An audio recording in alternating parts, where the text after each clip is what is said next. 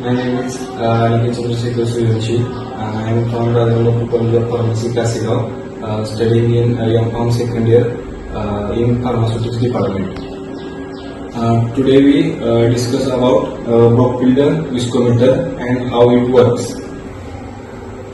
Turn the power switch. The display will clear. Adjust the bubble level on top of instrument is centered. Press any key. These are the spindles used for suitable formulations, and I choose 63 number spindle because of my formulation is cream. The spindle is adjusted at bottom of the viscometer. Spindle is attached to the rotator. Now we are setting the speed on 10 rpm.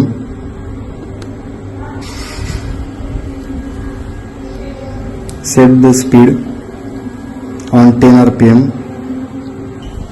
Spindle is dipped in formulation by using knob.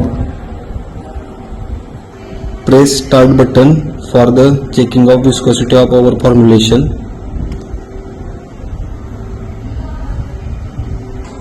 After the 1 minute, display show viscosity of our formulation cream in between 1000 to 2000 centipoise.